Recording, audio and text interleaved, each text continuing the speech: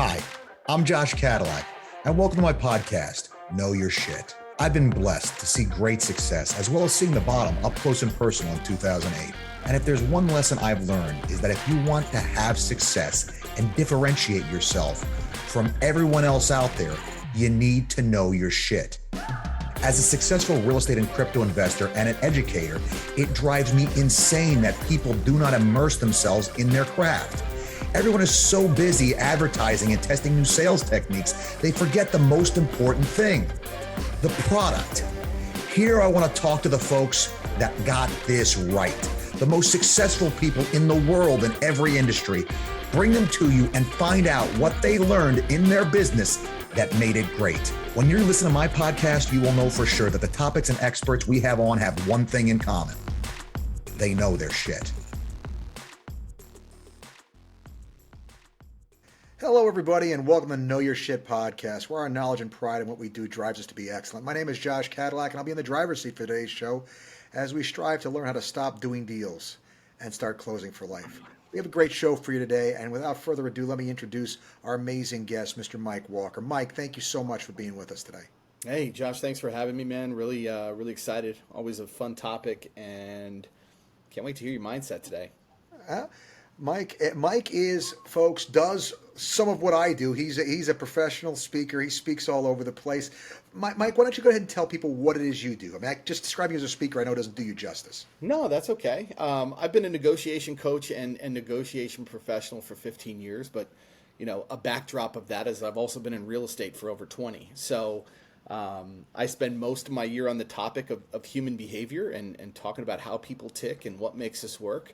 And the other half helping real estate professionals across the country be better at strategy and working with their clients. So what got you started doing that, man? It seems like an interesting place to wind up. It's an interesting, it's not what I thought I would be doing, that's for sure, right? I think as you start this adventure of small business and you get into various things as a younger professional, you find yourself in corners that aren't always easy to deal with. I found myself in a lot of different corners. And I found myself lacking the efficiency when it came to negotiating environments. And whether that was just lack of my trainings in real estate to how to deal with confrontational situations. I used to say I used to spend so much time at my attorney's office, I had my own desk. So I hate, I would love to say, well, it was because of desire, because I wanted to do this, I learned this skill set. No, I was forced into this. Necessity.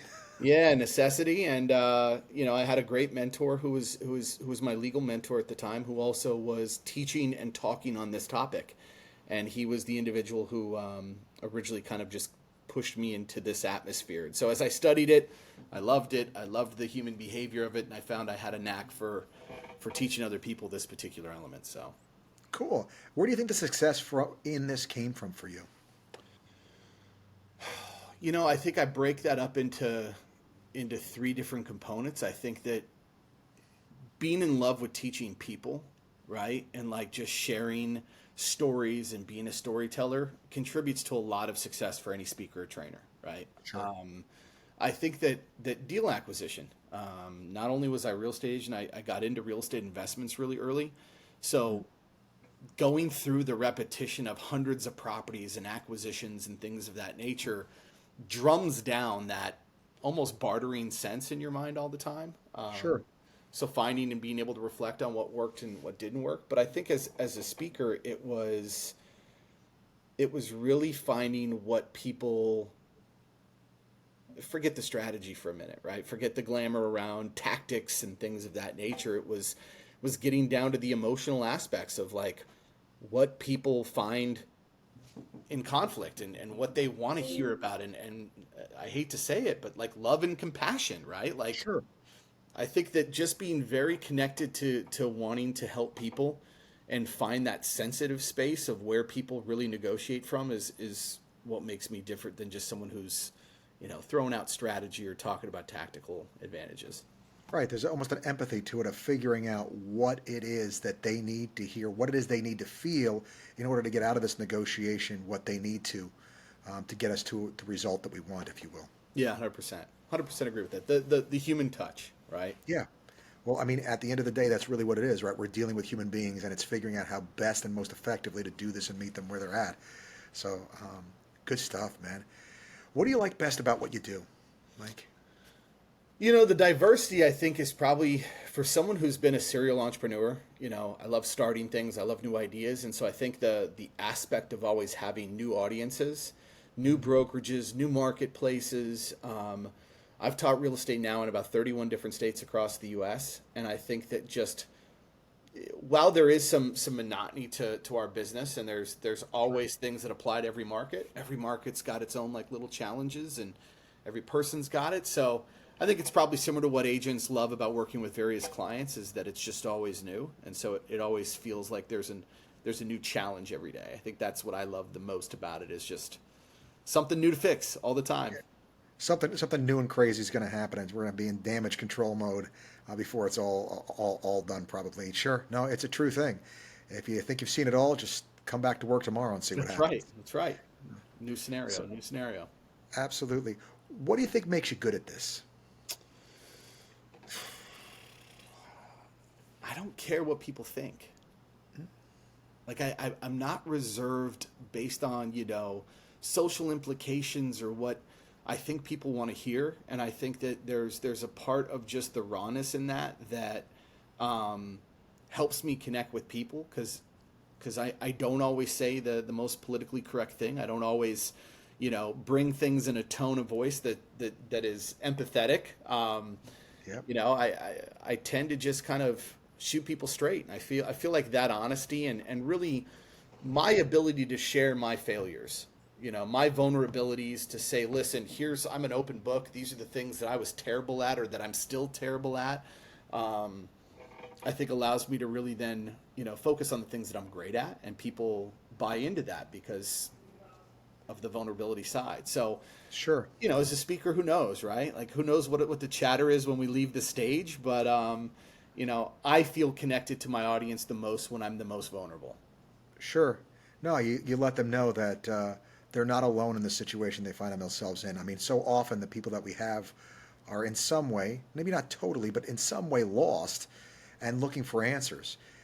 And for many of them, they've been in this business a very long time seeking these answers and not found any viable place to get them. So the idea that we could take and speak into their life in a meaningful way and the first way to do that, I think, and I can't agree with you more, is to let them know, look, I get it. I'm just like you, but I figured this thing. There's probably things you figured out that I haven't, but I figured this thing out. Yeah. Let me show you how I'm like you, and let's save you the pain and suffering I had to go through to learn this the hard way, and give you a shortcut to this.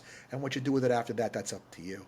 Yeah, I think there's a lot of mentors. Information today is so available and it's so easily accessible, but we have a problem trusting the source, right? Like Sure. where that is. So I think that, finding great leaders and great mentors, the biggest thing out there is being able to see that they're an open book and believe the story so that when they say, hey, this is the best place for you to go, or this is the best strategy to have, or these are the best habits to do, it's not coming from somebody who's never been there, has never been in battle, or has never lost. Like, that they've lost, that they've hurt, that they've been a version of themselves that they're not proud of.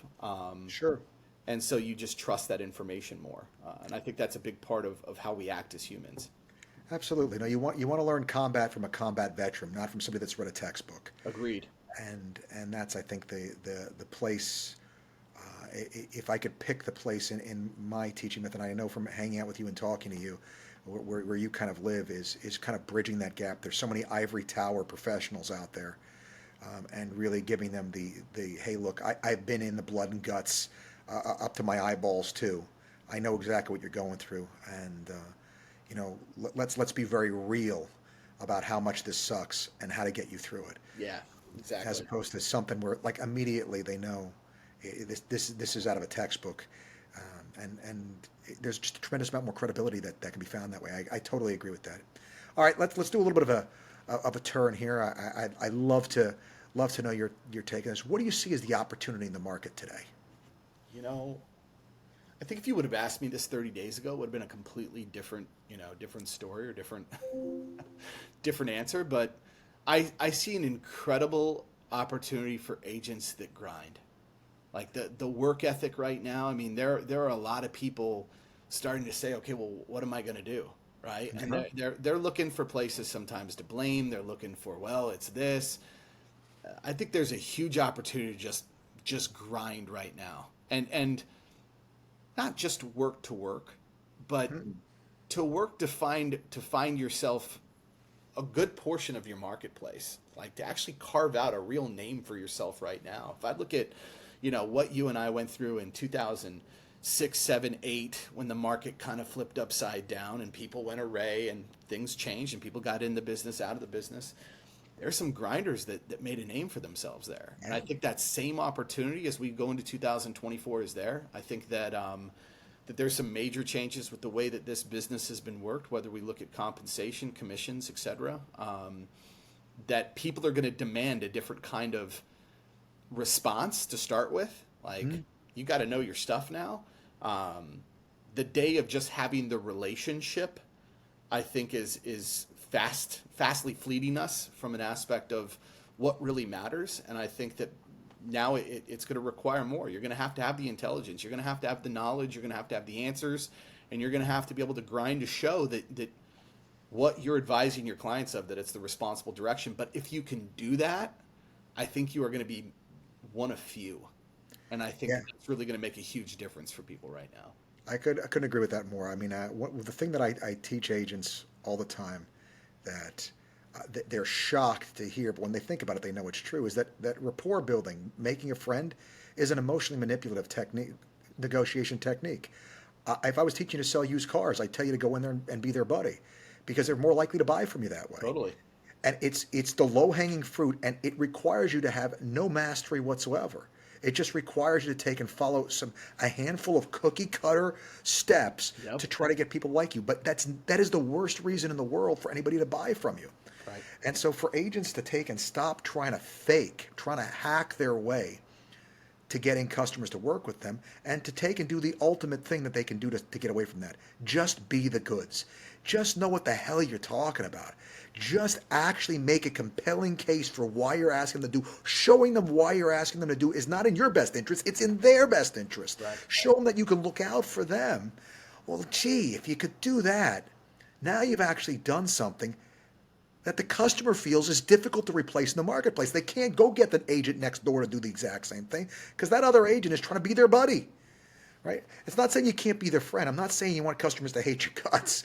I'm just saying you shouldn't lead with that. It's more important that you show them that you bring something to the table that they can't easily go replicate or duplicate with somebody else, because in the customer's mind, the agent is just imminently replaceable. And the reason why they believe that is kick over a rock and 10 agents crawl out. You know, it's the nature of where we are. I agree. You know, I feel like it's not going to be the same market. It's No. not going to be the short sale and foreclosure market that it was, although we could see a bloodbath in the commercial side where there's Sure. definitely loan workouts that have to be done and distressed assets and all that sort of thing. You know, some of the stuff that we're seeing in the short-term rental market, those properties coming back and being repurposed and all could take and make things interesting on the residential side. But I don't think it's that. It's in no way is it going to be anything like what we saw in 2008. But I think that what you said is right on. Agents are going to have to be ready to define themselves by the market that they find themselves in. The fact that agents aren't learning about how to take and hold have their sellers hold paper right now. You know, if they got to borrow money at 8.5 and I can get the seller to hold paper at 5.5, well, you know what? I just made that home that they couldn't afford now potentially affordable. I mean, with all the equity that homeowners have, maybe they're willing to do that, because if not, if they take that cash, they're going to have to put that cash someplace to take and keep up with inflation. At least if they're holding this paper, it's secured by real estate, even if it's in the second position. Yeah, especially when they're holding it at 3.5, right? Like, we have so many owners that are holding it for so cheap that different things that, again, if you got in the industry in the last 5-10 years, you were never exposed to that kind of market. Never. So you hear these ideas and you think, oh, that's crazy, but it's not. It's actually very, very, very probable to what this market needs, and we will see more of in 2024. So Sure. I think you're dead on with that. I think that agents' relationships with their clients, it's going to change vastly in regards to what is relevant. And I think if you're not an agent that's looking at the market as a changing market, and you're still stuck on that, well, there's no inventory, there's no supply kind of thing, you've got to start seeing what things are going to be in 6 months, and you got to start talking about that now. Well, I'm going to talk about one right now that I think is the opportunity. You want to know where you can find inventory right now? Go find your short-term rental people that bought a short-term rentals and have them sell into this market. You want to go find some inventory? That's where it is because those folks are underperforming Yep. right now. Airbnb pop. Right. Absolutely. And so that is the source where we could take and get some supplementary inventory right now. But that would mean that agents actually have to go back and look at their past customers rather than trying to take the next class on how to be the most relevant person on Right. TikTok. Right. Right. And look, guys, stop advertising. Pick up the damn phone. Call the people you've already worked with. Why do you want so many more cold calls, cold leads? Why do you want to have to take and reestablish? You already have people that you've worked with, for God's sake. Yep. Go find them. Go talk to them. Say, hey guys, here's the opportunity. Because here's the thing with the short-term rental people: they don't have to rebuy. They don't have to rebuy at 8.5 or 8 where we are now. They can sell, take advantage of the prices where they are, and then go do something else with it. Reallocate the capital to something else, or maybe put them into something else in real estate. I don't know, but one way or the other, the outlook for short-term rentals isn't particularly good right now. So finding a way out for them, I think, is a huge, huge opportunity. Again, where does the idea of holding paper come from? How do the hell do you think the market survived the late 70s and early 80s when interest rates got to 18 and 21%? I mean, Right. guys, pick up a history book. Look and see. Most of this stuff is nothing new. No.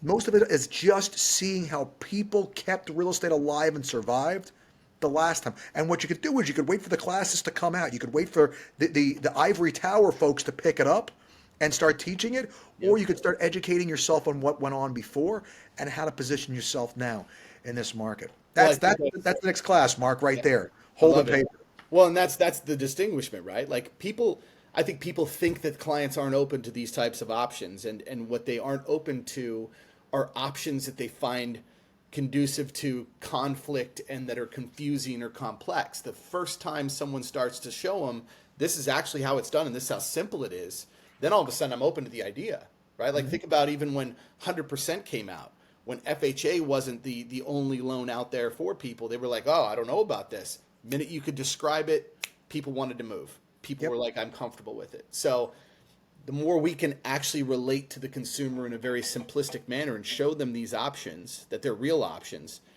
faster you've got your next listing.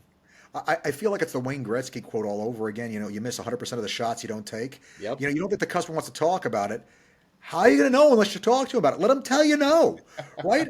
I mean, like, why is it that we have the expectation that the customer knows more than we do? We're supposed to bring ideas to the table. We're supposed to be the real estate professional. I don't understand why agents are so afraid to bring an alternative to the table. That alternative you bring to the table is the reason they brought you to the table in the first place. Show them you deserve your seat there. It seems so simple, but it's an idea that is just so not prevalent in real estate. We have we've trained a bunch of order takers is what we've done. Like just give them a notepad and send them to IHOP. They wouldn't miss a beat. Oh, 3 bedrooms? Would you like 2 baths? So we have a side of swimming pool today. Yeah. I love It needs that. to be better than that. But Yeah. let me ask you this. What are the most important things that you think you've learned in the process? I know the road has been a long one. You told me about a little bit of your speaking background and stuff that you've done. You've done a lot of different stuff, man. What are the most important things you've learned in the process of doing what you do? I think that there are two major things, right? That I think are determining factors of success. I think that the individuals who can tolerate, call it pain, call it suffering, call it the down, right? The ones that outperform. I can look at every successful person I've ever met, and the major characteristic that stands out is that they were just able to weather it longer than someone else. So it's like find value and find joy in that suffering and that downside when you don't know where the business is. Every client seems like it's hard to get, et cetera, because on the other side, whether that's 12 months from now, 24 months from now, 36 months from now, you're going to be looking back saying, I did that, right? Yep. I wish that was a younger generation characteristic that we could just instow on kids. So I think number one, it's that. I think number two is never in the history of the world has Plan A survived or succeeded. Never. So like you have this idea of what you're going to be doing next year, and you've been working with your coach or your salesperson or whoever it is, right? And it's like, all right, I've got this plan. Know that that's not working. It's not happening. And it's not your fault. It's that what you use to design that plan isn't relevant to 6 months from now because you don't know. And so just be willing to be very, very flexible in the space right now of what you're going to have to do, because the plan A that you think is going to be successful in 2024 is likely not going to work. It might look similar, but it's not going to be your plan A. So be open to changing that gear as quickly as it's necessary. Those are So my two things. so to summarize, embrace the suck Yep. and be ready to pivot. Yep. Yep. And have nothing attached to it, right?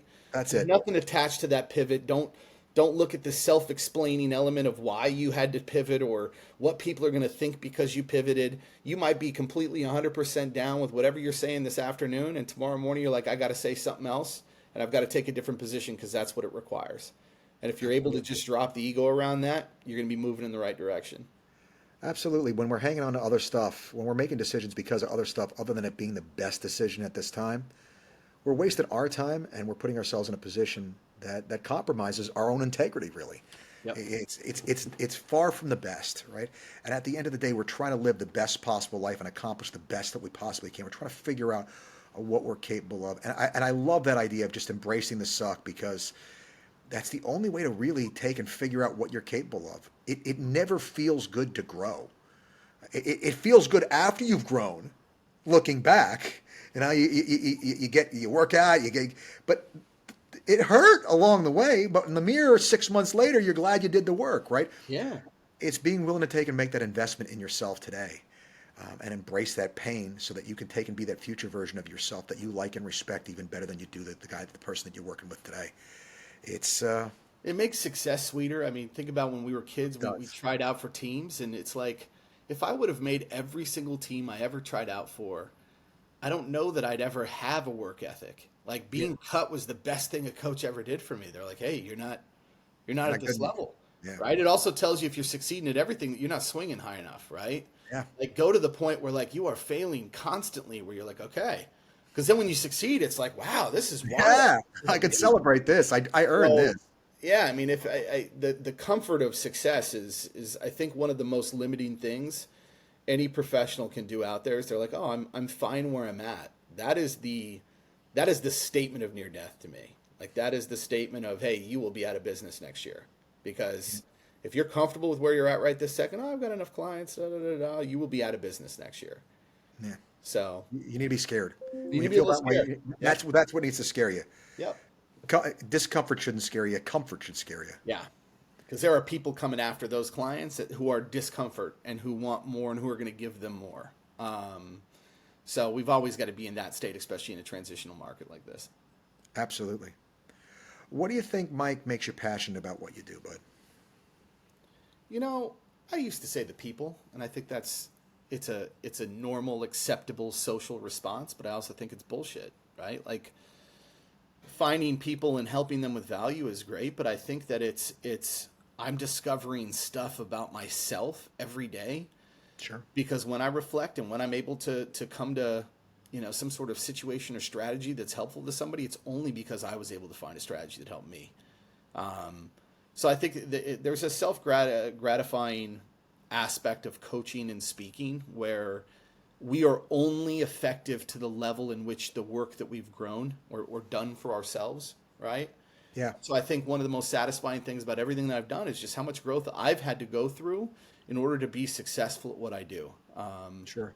And being able to share that with my kids, with my wife, with my friends and family, and like really just being a better person because of it. I think that's, to me, the trophy in itself. Like, granted, Yeah. I'd love to say it's because I helped all these people and got their results, but that would be a public relations statement. I love helping Yeah. people because it helps me. Period.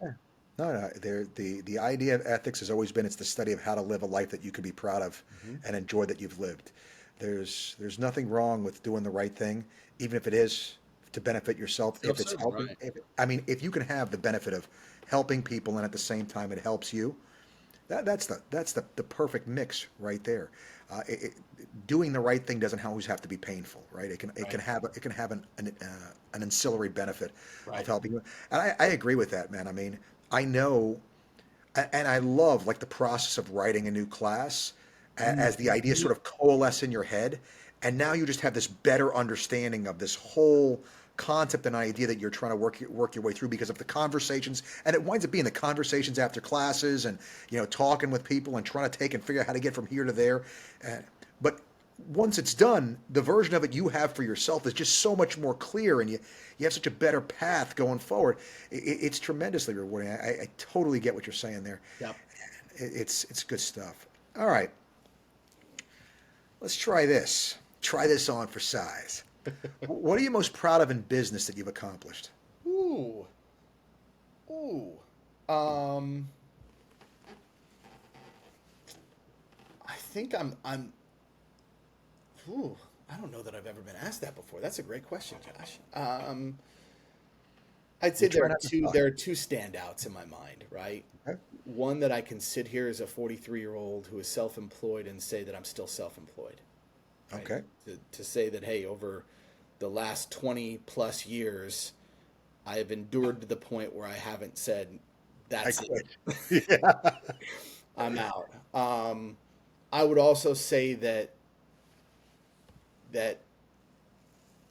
visiting and being a professional speaker across 46 states has been one of the most proud things. I just to be able to talk to the diversity of almost everyone in the United States as a public speaker and be like, I've taught real estate in 31 states, but I've been a public speaker in 46 states and across 6 different industries. And to me, it has been a dream of mine that I had as a kid was to work with, you know, multicultural, very diverse economic, industries. So to say that I've reached kind of that element, it gives me confidence and strength as a speaker, but it's also one of the things I think I'm the most proud about is just how many people I've gotten to interact with. Love it, man. Love it. All right. Similar question, but not in business, but in life. Oh, my kids.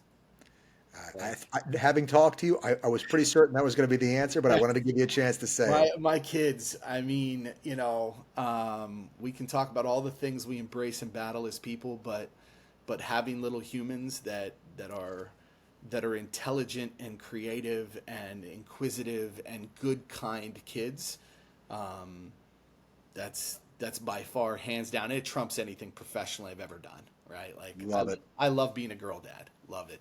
Good stuff, man. Good stuff. All right. What one piece of advice would you give our listeners? Ooh. Um, I think it's if you have any doubts about what you're doing right now, know that you're not wrong. I think one of the conversations I had recently, in fact, with my wife about business was this, like that when we're doubting ourselves for the business, we start to think that's a bad thing. That like that means that we're not doing the right thing or that we shouldn't be in the industry or whatever it is. And I think that doubt is one of the best places for us to be in order for us to launch from that position into a really growth period. And I heard a great quote online the other day. It said, in a fleeting tide, right? As a fisherman, what's the absolute worst thing that you can do? And it was not have a line in the water. And Hmm. so when you're experiencing these elements where you feel like things are failing or leaving or changing or whatever it is, the best thing you can do right now is to be trying everything, Yeah. experiencing things, being alive, like, just trying to find what is the expression instead of saying, oh, I need to try to fight this change or hold on to things or stop things from changing or whatever it is. It's just be in the game. Yeah. Um, so I How do I think feel the next time? Yeah. reinventing ourselves during those fleeting times is one of the most important things. But it's be open to the new day. I love it. I love it. All right. What one book and or movie would you recommend? Ooh. Um, as a negotiation guy, there's a lot of talk about whether it's Chris Voss's book or Richard Shell or Roger Fisher and all of these authors that have great mindsets. You've got Grant Cardone who's got his 10x theory, etc. I would say that the best book that I put in front of myself, well, Grant's is up there. Like, if you haven't read 10x yet, it's not even about implementing the 10x strategy. It's about understanding why it's successful. Because it goes with the grinder mentality. It goes with the, you know, start to enjoy the suck mentality. Yeah. That would be up there, man. I don't know. What's your favorite book? Give me yours. I don't know that you and I have ever had that conversation. Oh, wow. Well, it depends on what we're talking about. If we're talking about to agents, the book that I think that most agents should read that would definitely help them to be more relevant. It's not a very sexy title, but it's a great book. Is a book called Basic Economics by Thomas Sowell. Ooh, Um, I know the I, book. Yeah, I think if you understand the basic economic, what makes a market and how a market works, Yeah. it sets you up to be a better agent. So yeah, if you're looking for anything that's fundamentally going to shift things, but to me, it's a series of books because there's a whole bunch of ideas that you have to kind of get your head wrapped around. And so, obviously we could say, the good book, the Bible. We could talk about, how to make friends and influence people is Yeah. a great read. Um, I mean, all the again, way down to The Alchemist, to like the story and the parable elements. Like I sure. read Richest Man recently, in Babylon. what was it? Uh, collect collect sticks, carry water. I can't remember what it was actually called, but it's a great, easy read. I'm currently reading. I can share this with the audience. Unreasonable Hospitality, um, and it is a book all about the power of giving people more than they expect. Yeah.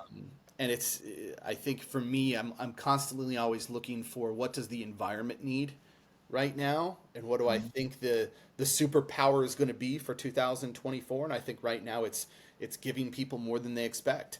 Um, Sure. and so I think that's a really great read. I'm about halfway through that book, and it's been fantastic. Love it. Um, Good stuff, man. I've had some good, movie recommendations from you. So I think if you have a movie list out there for your viewers, they should all uh, adhere to that, because you and I just recently got a chance to speak together on stage, and on my flight home, you gave me a movie I had never seen. I had never seen Casablanca, and it was fantastic as far as the movie. Um, Yeah, man. It's interesting. One of my favorite interviews on here was an attorney friend of my father's who is a massively successful speaker.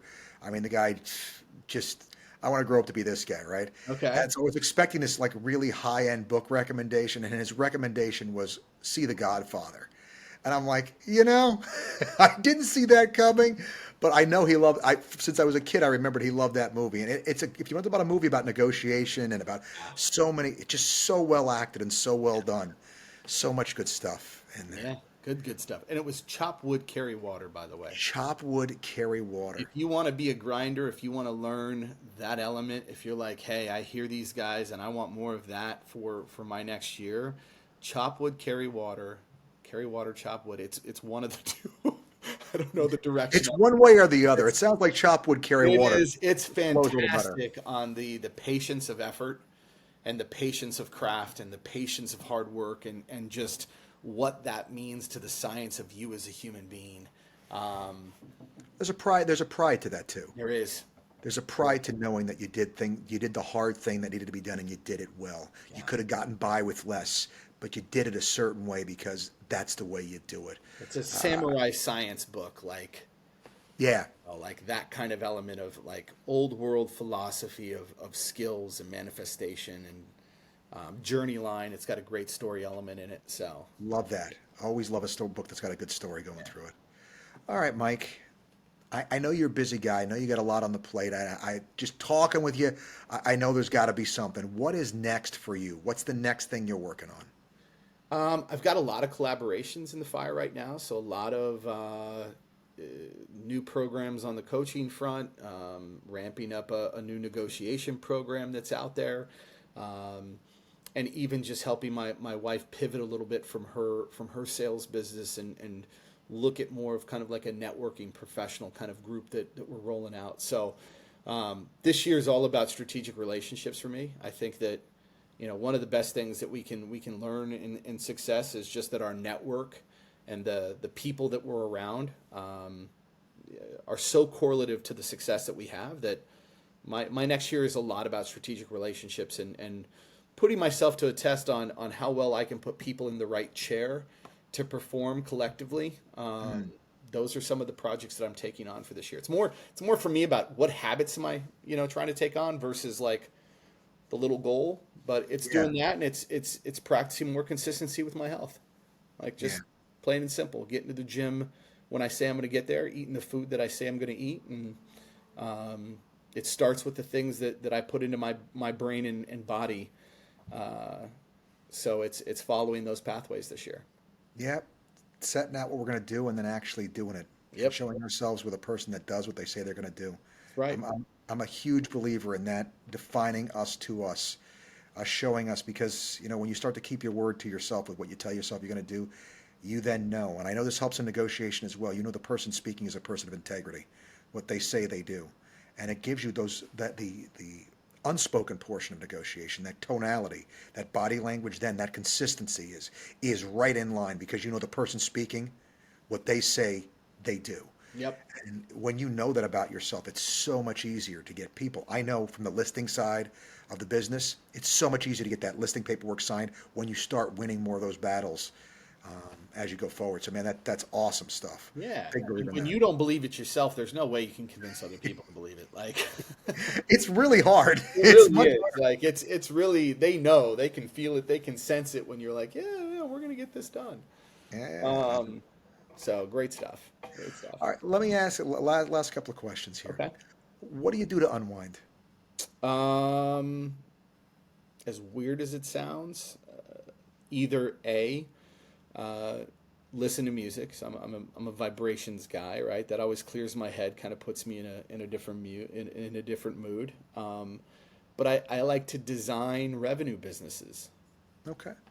as a Good stuff. hobby. Just like Yeah. I like taking, an ice cream truck outside and mapping out like how does that actually become a business. And for me, it actually helps me work out the problems of the day, and it helps me kind of like put to store my little analytical side. And believe it or not, it kind of also like exhausts me enough to the point where I can rest. Because if I don't do Yep. that, my mind is constantly going. So I like to do exercises that kind of intellectually wind me down the day, Love whether it, that's man. puzzles, whatever it is. So.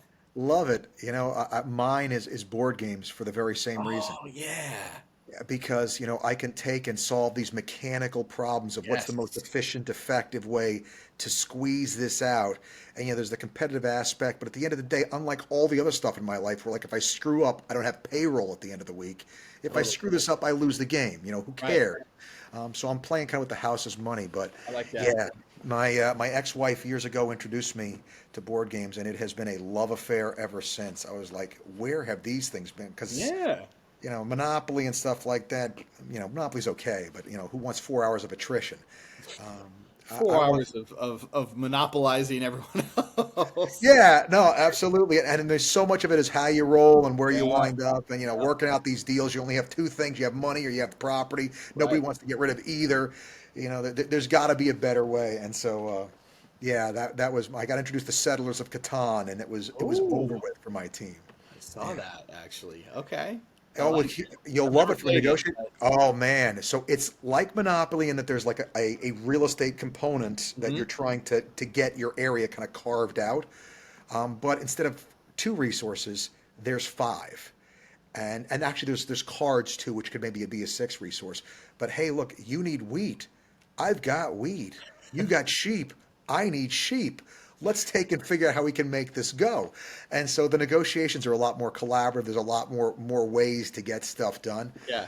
and it's a lot shorter too. So you're talking about 90 minutes maybe. And so yeah, just a very fun way to kind of work out that entrepreneur's angst that we have, that we got to be creating, Yeah. at the same time in a way that's not causing any kind of collateral damage, if you will. So I love it.